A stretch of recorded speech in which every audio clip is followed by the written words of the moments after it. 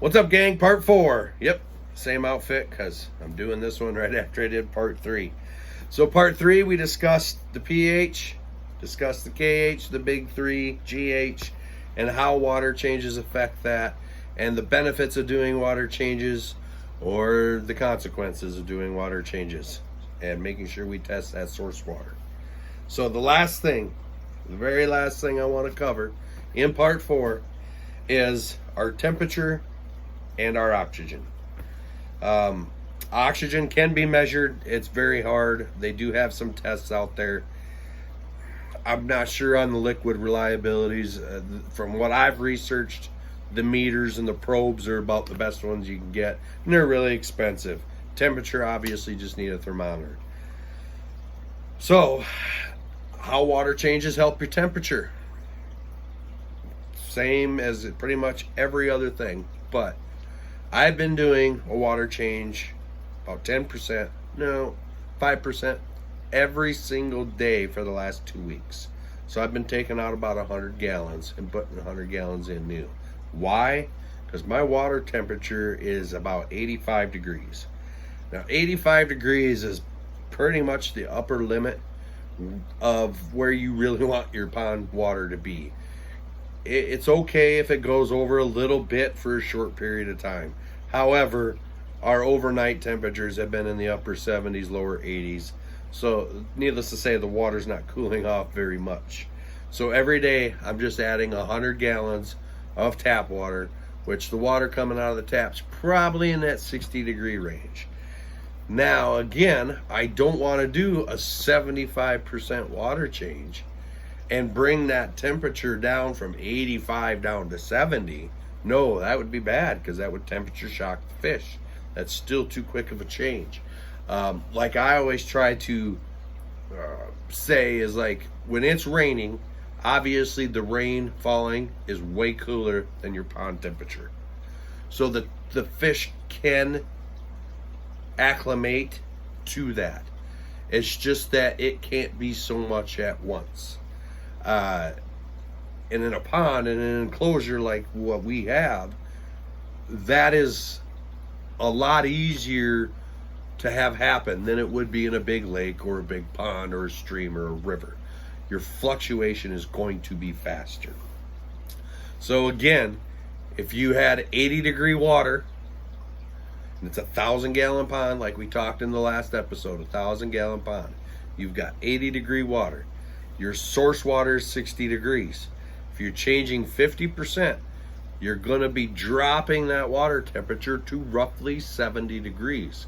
So you're going to have a 10 degree drop within a few hours. In most natural environments, that's not going to happen, ever. Like even from summer to winter, that is not going to happen.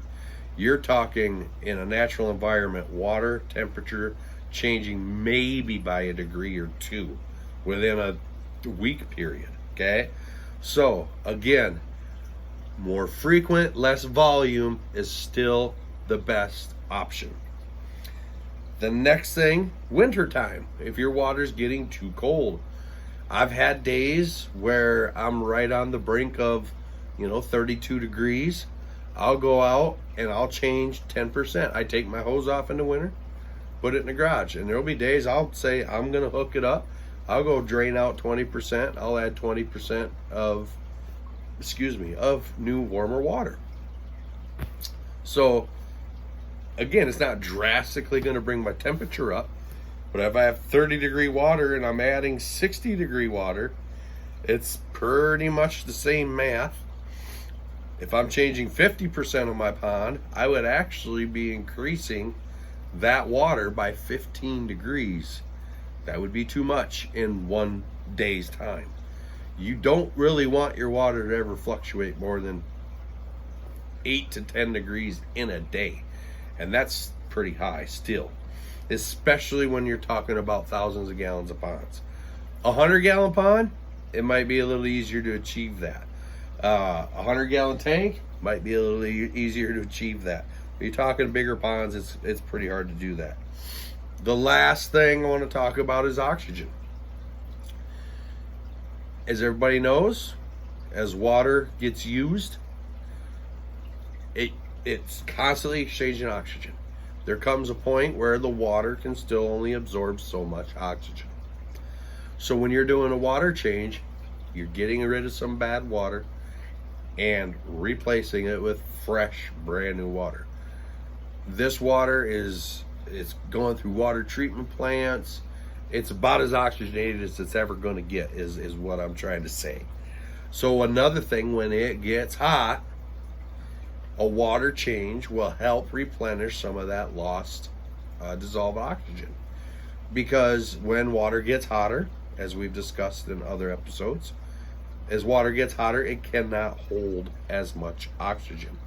So again, water changes help put some more back into the water. So again, that is why this 4-part series, that is why we do water changes. It is not just as simple as I'm just changing out some water. These are all the things that can change or be affected by a water change. For instance, I know I have high pH water.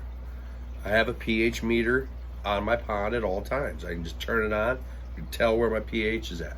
If my pH starts to get below 7.4, starts hitting the 7.35s, I will do a 10% water change, because I know that's going to bring my pH back up there a little bit.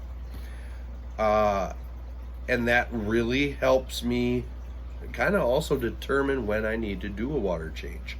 The cleanliness visually of the water is not near as important as the cleanliness of the parameters of the water. So it could be crystal clear, but if my pH is too low, I'm still going to do a water change to help bring that pH back up. Thankfully, my pH is sitting right between 7.3 and 7.6 right now. It is balanced out wonderfully ever since I've added that Baki shower. I don't know if that has anything to do with it, but it has balanced out wonderfully. I have lava rock in it, and I have crushed oyster shell. I got probably 4 cups worth just sprinkled out through there, so it'll dissolve and break down as the pH of the water gets lower. So, like I said, that 4-part series is pretty much breaking down everything you are addressing or can address or can affect in a pond when you do a water change, and that's why we do water change. So that's going to wrap up the series, guys. I hope it was informational. I hope it's helpful. If you like seeing stuff like this, a little more on the educational side of things, please let me know. I'll get some more series put together. Maybe tomorrow, because the reason I'm inside doing a video is because it's hot out there once again. And it's hard to think, believe last year during this time, this temperature, I was building my new pond and just cooking. So, but like I said, if you guys would like to see more videos like this, like educational, informational stuff, let me know. I'll get some made up. Tomorrow I might do a little outside video, just show you where we're at, show you some of the new things I've changed up. I got some new tubing put in to feed the Baki shower to increase that flow a little bit. But everything's going pretty good. Again, like I said, the small pond, knock on wood, the small pond is pretty much self-sufficient. There's really nothing I got to do other than water changes with it.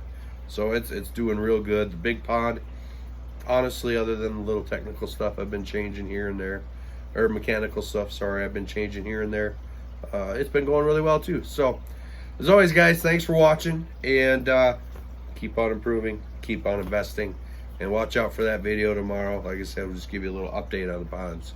But we'll see you guys on the next video. Later.